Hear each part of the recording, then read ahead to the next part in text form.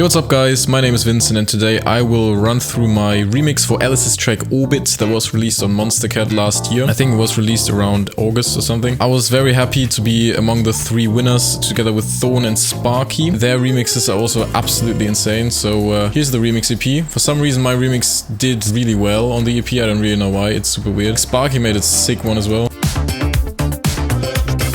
And also with like the guitar solo. Then Thorn made like a heavy-ass bass house track out of it. And then there's me making some... Yeah, then that's me. So, anyways, here's the project. I obviously use Logic since that's the best DAW ever made. We got 235 tracks. We have, if I extend everything here, Jesus! Let's see, 1,688 regions. So this is the original mix radio edit, where we want to call it, of the remix. Basically what happened is, I thought, since I like producing house, I would just speed up the vocal to 126. So here's just the vocal sped up. We gon' make you move, yeah, from side to side. With the processing, which is OTT obviously, and a de-esser, because the OTT boosted the highs massively. We gon' make you move from side to side. I switch on the side to side without. From side to side. There's like a really high frequency there. We gon' make you move from side to side. Anyways, process the vocal a bit to make it sound more smooth. Yeah, I also have these little things going on here. Yeah, because it's going from side to side. Jokes. I think no one noticed that because it's so low in the mix. We gon' make you move from side to side. Anyways, when I had the vocal as it was here, I thought, well, in what direction can I take this track, you know? So I basically took an E-piano, sat down on my keyboard and just played a bunch of chords. Like these chords here are basically just played in by me. We gon' make you move from side to side. We gon' make you lose all inside your mind. The chords probably you guys would be interested in. D minor 9, a bit of groove, you know. You know. From side to side. We gon' make you. Then we go to B minor. Why the frick? What, you know? Why B minor when we are in D minor? Well, the notes of the melody go. No, it's E, D, E, D, E. So E and D happen to be fitting into D minor, obviously. You know, that's the key of the track. They also happen to fit on top of B minor. So bottom note, 7th, 3rd, 4th, 5th. We gon' make you lose. Yeah. And so then this chord is B flat, major 7, add 13. Yes. Inside your mind.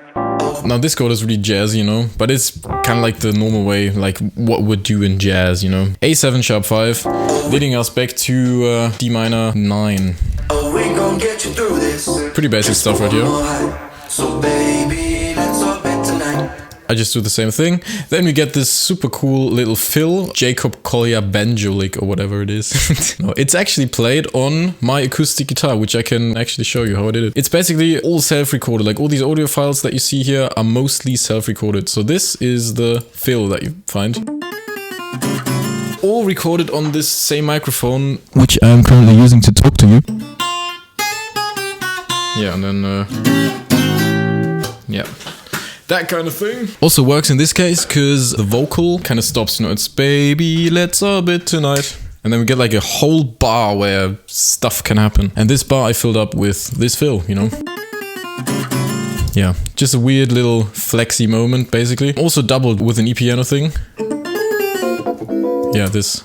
And it sounds really cool. Also with regards to the processing on the E-piano, this kind of EQ, looking like this, boosting the highs, getting rid of the lows. Dimension by, I think, the Serum guys. What are they called? Xfer, that's it. Without. It's really like mono and almost adds like a bit of reverb or something. Then obviously RC20, our best friend ever. Yeah. So now groove, you know, how would we get the groove into the track? Well, basically, first of all, this is a shaker. I think I just sat here, did this for like, I don't know, a minute.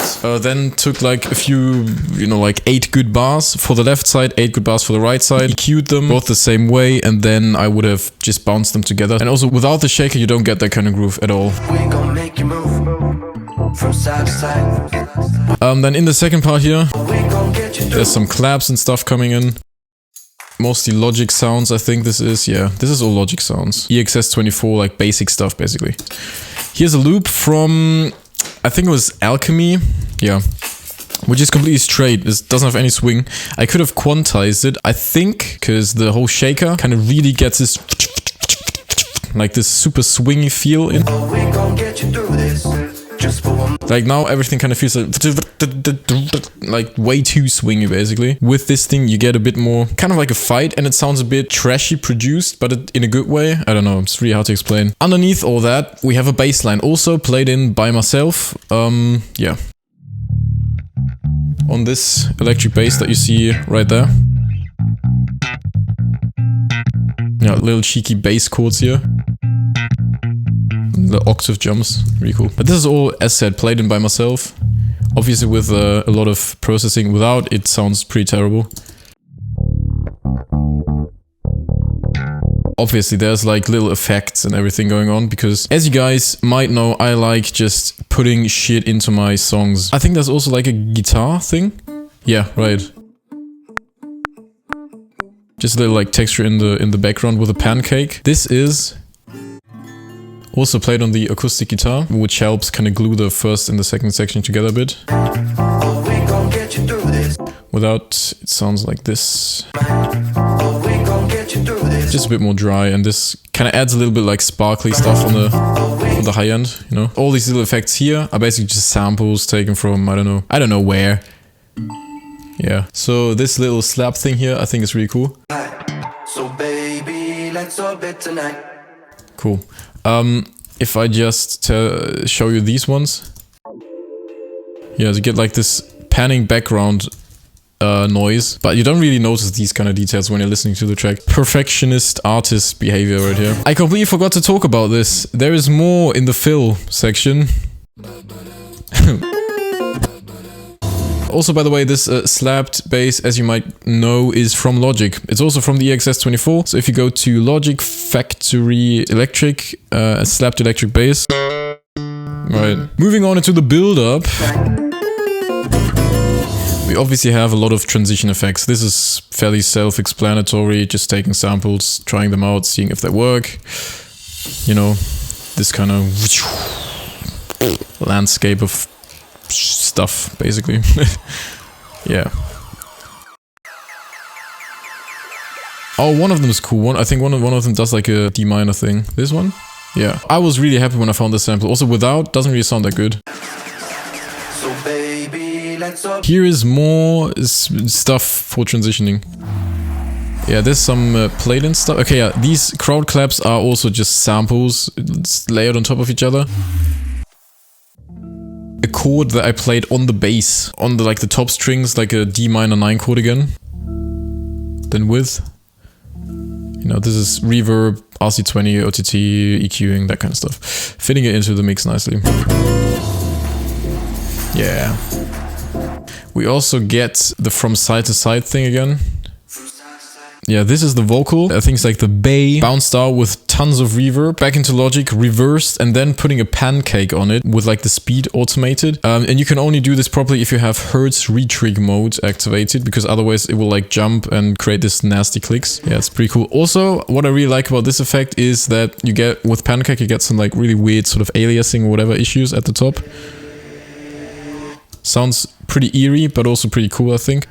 Right, also just vocals cut up, this time with a frequency shifter by Full Bucket List. Yeah.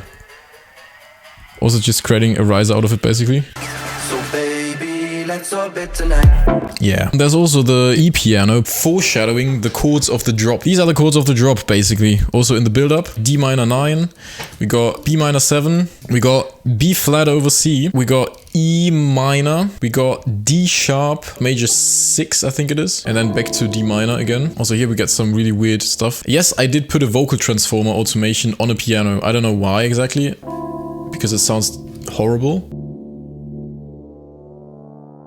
Anyways, apart from that, we also have some foreshadowing of the lead sound of the drop, which is basically just bounced out without sidechain, and then I put reverb on it once I had it back in the mix. So yeah.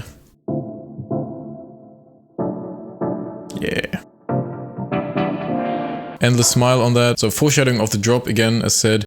yeah, the shakers and the claps bounce together with, I think, like a filter automation going on. Yes, filter going down a bit. Also endless smile to kind of like fade out the groove, you know. I had this without this for like a long time and it really was missing something.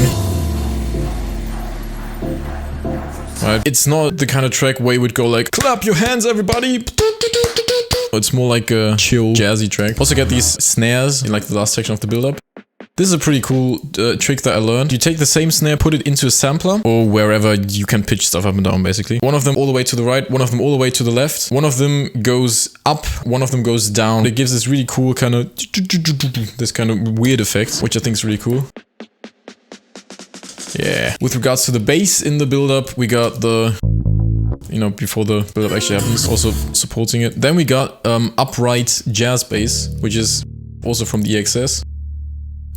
Which is when you go to factory bass, acoustic bass, upright jazz bass, there it is. Then at the end of the section here, it pitches up. Like a little low riser.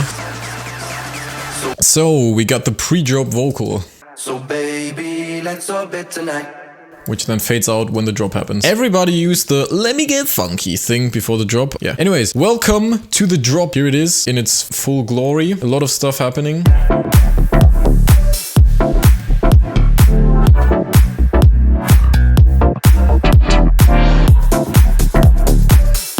Cool. So, what are we gonna talk about first? Drums? I mean, they are pretty boring, but just to get them out of the way, here's my basic drum bus. We got some claps, we got a kick. Yeah. Yeah. Some hi-hats, hi-hat loops, you know. This cheeky little fill, which is from EXS UK Garage Remix Kit. Yeah. Super simple stuff. That's for the drums, basically. There's obviously way more stuff going on. All this percussion shit. Sounds from sample packs. Together with the drums, that really does add a lot to the groove.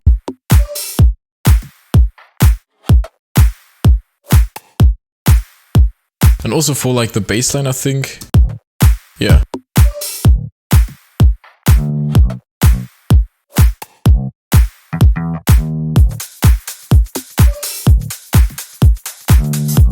Just vibing. This is like the kind of situation where you have a really good bass, as in like B-A-S-E for the track. It's like really strong backbone, so you can't really mess it up too badly if you have this kind of situation going. So what you can just do is, once you have like a solid idea, which is basically in this case based on the whole Disclosure Wobby lead stuff, you can really mess around with filling like gaps up, putting little elements to enhance the groove, and you can, you know, record like super small bass blips and blobs, as I did here.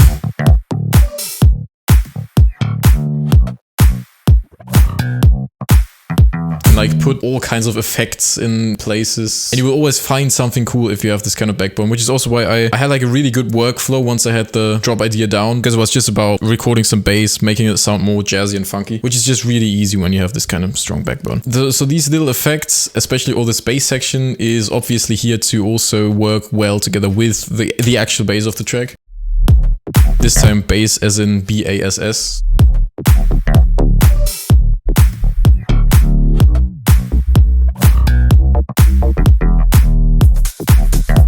We have a bunch of bass layers. One is the sub, which is just a sine wave. Is there some distortion? Yeah, so there's like a slight distortion in serum, I think, on this. Yeah. Then we have the EFM synth from Logic. You know, this kind of sound. With a modulation automation. Yeah, this is a retro synth from Logic. Pretty cool. We have one square, just like this sound. It's a square wave with a filter and distortion and another filter, a comp minus filter and an equalizer. But all this bass stuff underneath is really important. And one way to show that something is important is that if I show you the track without all this stuff, you can really feel that something's missing.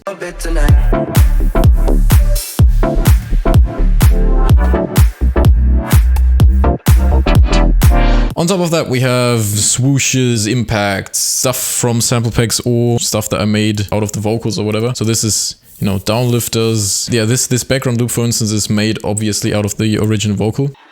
Got like a cashmere plug. We got this thing, which is really cool. Yeah. Then we got a white noise thing, always like for every first kick. Without the thing, something's definitely missing.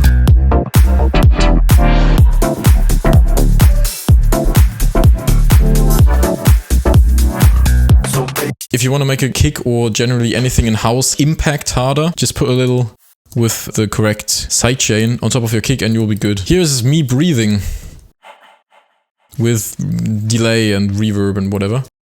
Then this is pitched down, pitched up, and pitch down like in between the first one and the second one, so that you always have variation. No one's gonna notice this detail, but variation is the key because subconsciously your brain notices. Anyways, let's move on to the leads of the track. We have 3 layers and the sounds themselves in and of themselves are mega simple. It's only the processing that makes the sound work. If I show you the main sound, which is the M1 piano lead, which you guys might know, which I use a lot, without any of the processing, sounds like this.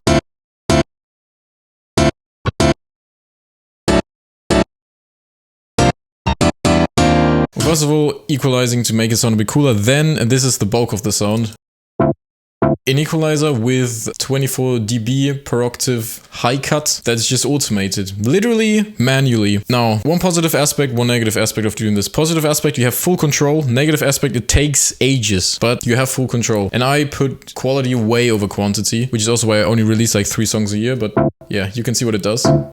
It's super, like this is the kind of stuff that I think is a concept in music that no one's really talking about, but it's super important, it's mega important for how a phrasing feels or how groove feels. The difference between this and, for instance, this, or for instance, this.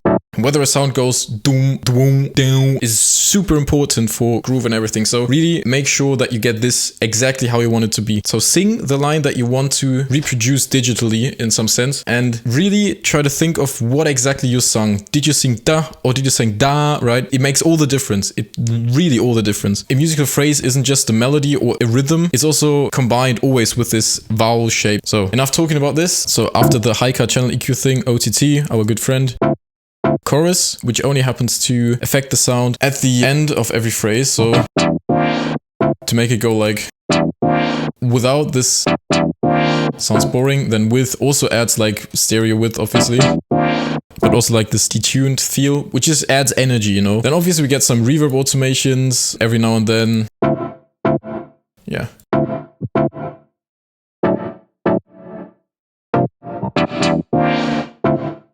Standard stuff and sidechain at the end. Now this is cool because now that you have this MIDI, all you have to do is copy it over to another software instrument track and just plug in another sound.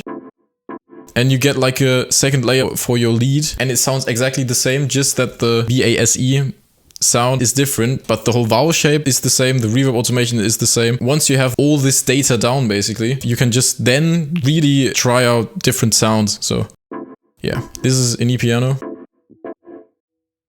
Bit of phasing, yeah, really cool. Yeah. Added some stereo width as well. There is one more, which is this. Vintage organ. Yeah, also just jazzing it up.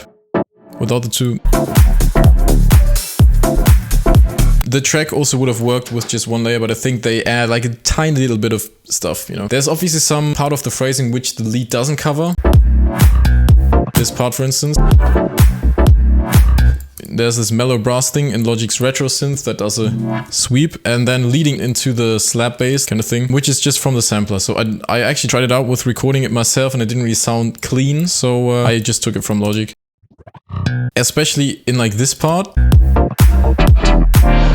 crazy stuff happens. And so this is also kind of reminiscent of the point I was talking about before. Sing your melody. You can enhance the effect of the correct phrasing by just putting it into the background. Plus you get some human touch to it, which also our brain notices, but only subconsciously because this is like super low in the mix, but it's there. So this is me singing the chords that you see here, which is, as said, what is that? B flat over C, E minor 7, D sharp 6, I think. Without the effects. Compression, equalizing. Now again, filter automations manually. Really important thing. Cool. Especially on the, like this bit. Just like giving you that little bit of conscious notice. If you listen really close, you get a bit of conscious notice of my voice, basically.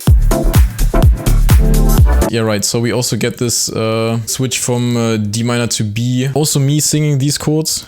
And then this one as well. I just realized it's not named correctly. It should be this. Why is it not named correctly? I don't know. Also really important getting that transition. Without it, completely like the whole upper structure is missing basically. So really important for the phrase as well. It's basically like a part of the phrase. It's basically like a part of the lead melody. Yeah.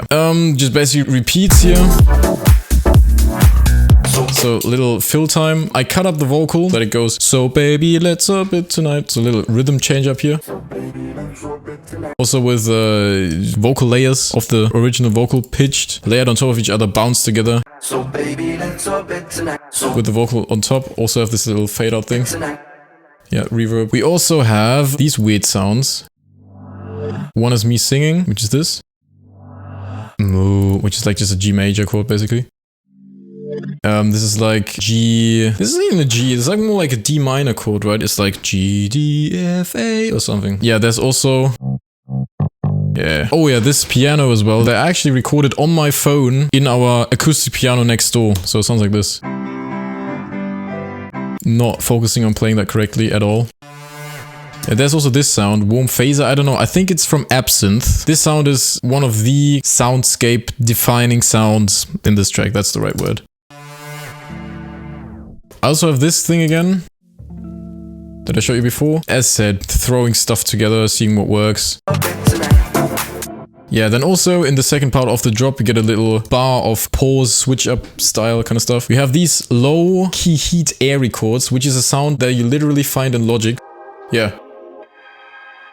This is the original audio, so pitch to the correct key. Really cool sound. There's again the same impacts, just delayed one bar, you know. Holding back the energy, releasing it again. So when I released the energy, I also thought I can't just do this thing again, you know, so it goes.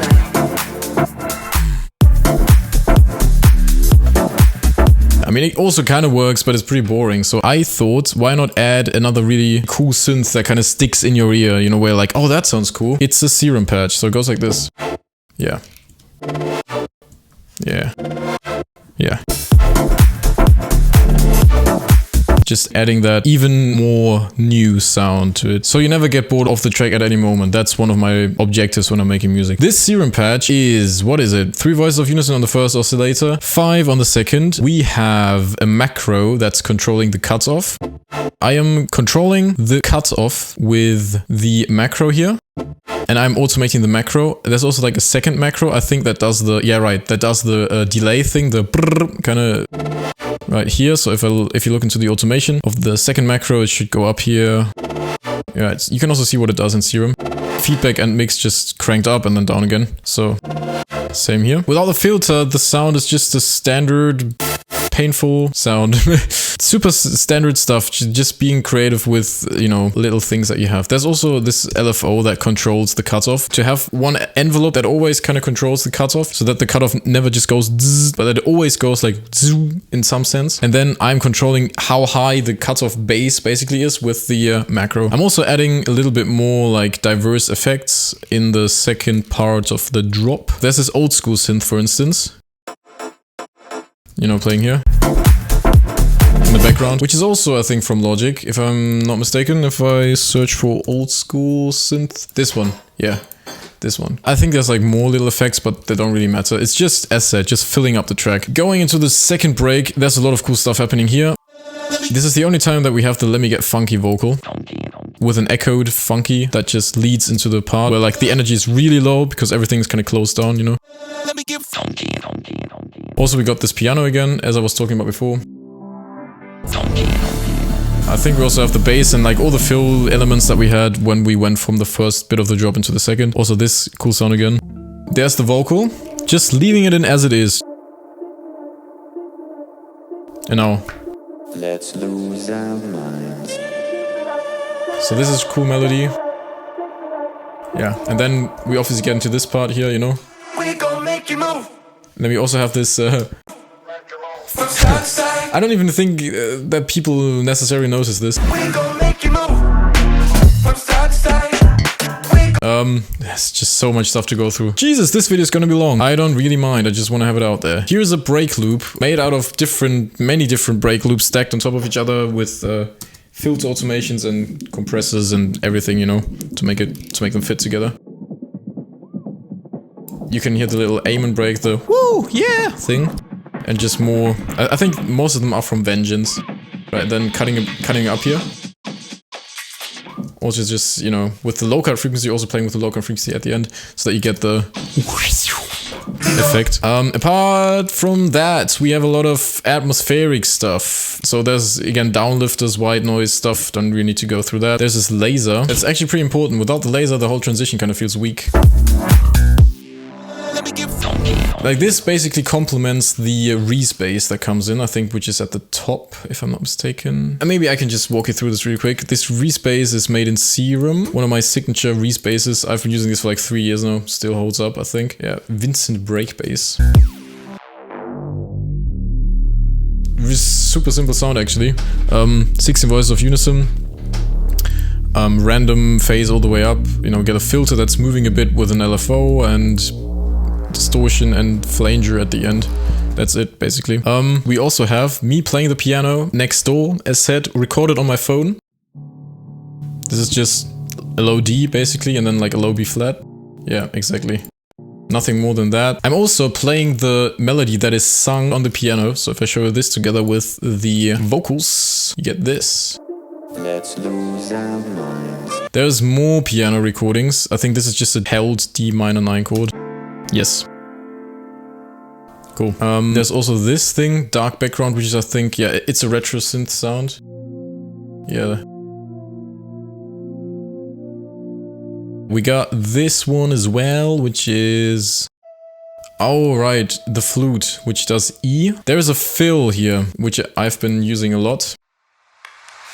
And then there is rain and thunder, just textures. Blocks into grains, just more textures, even more textures. And warm phaser, again the same sound that I was talking about before, the no.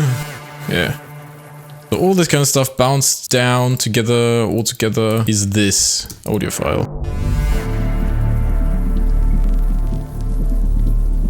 A lot of texture, a lot of cool stuff going on. And also the piano. Yeah. Then we get into the garage section. I really wanted to try garage for a long time, and this was, I felt like the right moment to do it. And it really feels coherent in the track for some reason.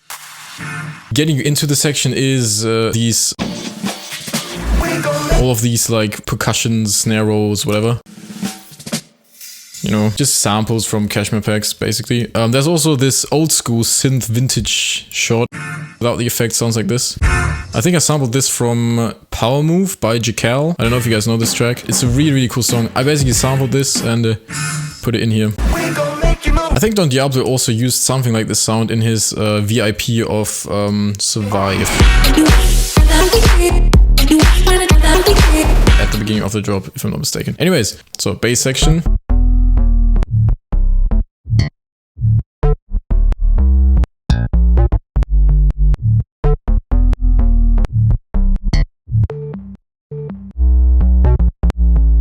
These 808 kind of things that happen every time a kick is kind of playing basically really help the kick impact. The kick is also made out of 2 kick layers, so, you know, this kick together with, I think just a... No, it's actually, this is 2 pretty low kicks. Anyways, okay, so this is like the garage kick, then we have the snare. Yeah, pretty cool. So fairly simple stuff right here, to be honest. We also have some more like percussion bits and snares and whatever not.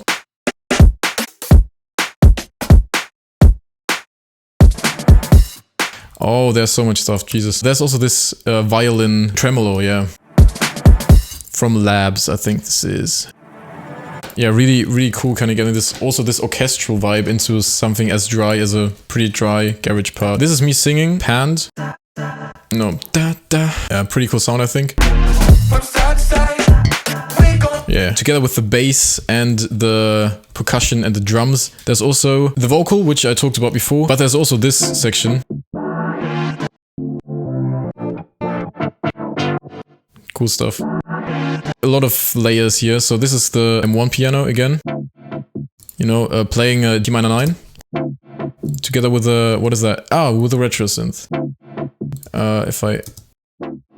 Yeah, I think this is the one of the brass settings in retro synth, basically. Then we got this, which is a super cool sound. I wish I knew what this is. Just same processing with the chorus, the duh thing happens, you know, which is really cool. I think this is mainly just a saw wave or something. A saw wave together with a square wave, and you get a bit of chorus coming from Serum itself. I think one of the takeaways from this video is if you want to make these kind of sounds, put a chorus exactly with these settings, because believe me, any other settings will not really give you this effect. So 13% intensity, 11 hertz is like the sweet spot. I really tried this out a lot, so you can really believe me on that one. Put it on, automate the mix whenever you want more energy to happen, or like more texture in your thing, and it will definitely sound cool. There's also me singing these chords.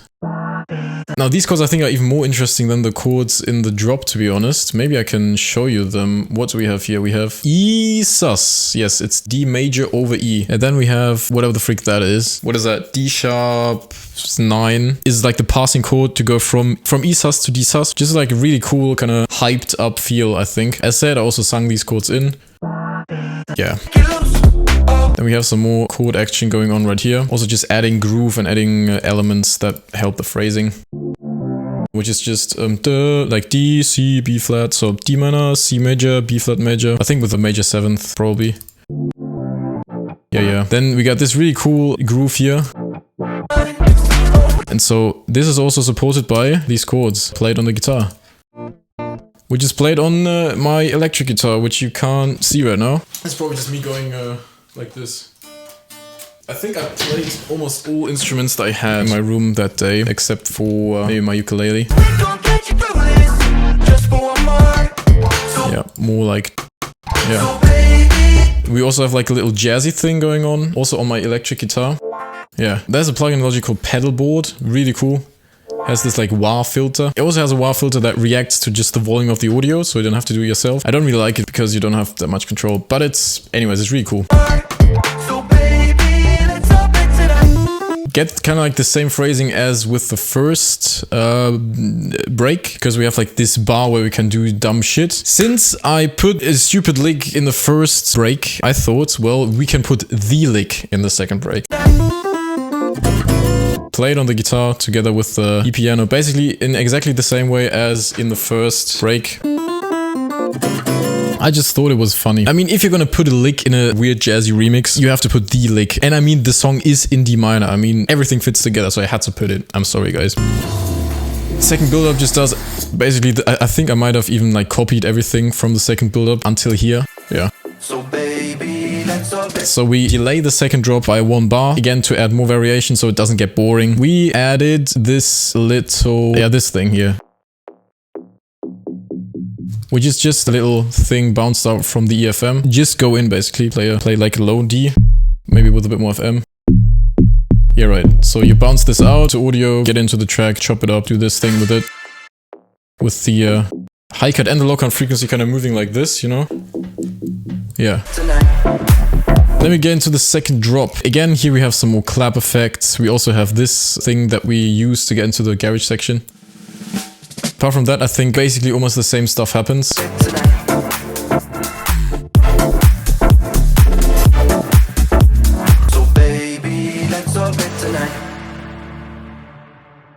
Yeah. And that's how the original mix of the remix, or whatever you want to call that, ends. Also the way it is on Spotify. I mixed and mastered this whole project within Logic, within this session. Also the reason why everything is so nicely organized and color-coded is because after making this remix, after sending it to Monstercat and they going, yeah, we like it, you know, can you send us the stems? I had to make stems, which took me, I think, about 2 days, because this project was such a mess. I think before I tidied up the project, I had like more than 300 layers. Now it's only 235. I really had to go in, organize the whole project, and then I realized, you know, there's a problem here, there's a problem there. I probably bounced the stems out like 10 times before everything was correct. I even invented a technique to check if everything is in the stems, because the stems together have to be equal to the actual mix before the mastering. So what I would do is I would turn off the master effects, bounce out all the stems, and then afterwards I would also have a version of just the mix without the master effects on. And what I would do is layer them on top of each other in a new Logic project, invert one of them, and then what you get is cancellation of everything except except for the parts that are different. So that's how I actually had to do it, because I was just too stupid to think of everything when bouncing the bloody stems. But it was definitely worth it. I'm really happy to be on Monstercat with this track and to have worked together with Ellis in this kind of way. It's really, really cool. So thank you guys for the opportunity if you're watching, which you're probably not. So then after this version, I obviously also had to make an extended mix for this, and also an instrumental without the vocals, but also mastered. Yeah, whatever. Maybe I can just talk you through the mastering a bit before I go and leave you guys alone again. Mastering wise, there is, first of all, Ozone. I've got an imager, and I think you should always do this in the mastering process. So the imager, what it does is makes the, like, everything below, what is that, 163 mono. Then we got this one, which is just slightly subtracting the stereo from it, and then boosting it on the third band and boosting it even more on the fourth band.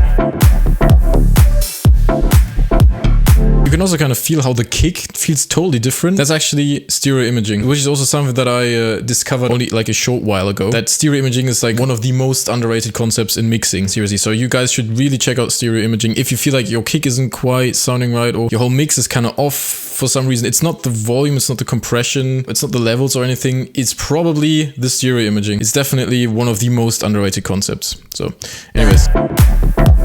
Imager, doing the stereo imaging as said. Equalizer, and this is also for imaging in some sense. It's a mid-side EQ. I am taking away some of the highs in the mid signal, also taking away generally stuff from the mid signal because it was just really loud. On the side signal, also getting rid of the lows, and this kind of stuff is just really up to taste. So, you know, baby crying frequency, or like not really baby crying frequency, like around that area is where the baby crying frequency is. If I maybe give you like an EQ on the whole thing and boost this frequency range between 3K and 6K, so if I boost this,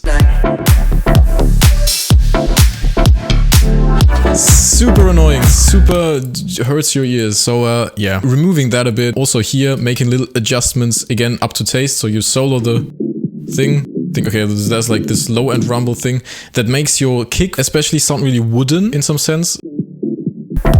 So that's cool. A little maximizer, just getting the volume up, doesn't really do anything here. No, does actually does nothing apart from getting the volume up. Dynamic EQ, getting rid of the bass a little bit, and then that goes into a direction mixer, which is automated so that it goes more mono before the drop, and when the drop happens, even goes beyond what it would usually be. And before the drop, it's down to 0.4, which is really, really, really narrow. Anyways, this is really doing a lot. Baby, let's orbit tonight.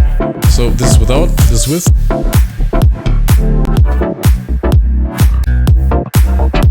Compression is your best friend in these kind of scenarios. The glue, I only have the trial version of this, but that's actually not a problem, because I always make these kind of notes here where I basically write down where the settings of the glue are supposed to be. So I would literally go in here and just do this every time. Because I mean, if this is a way to save like 200 bucks, I'm up for it, dude. Yeah, so now it's really loud. So another Pro L.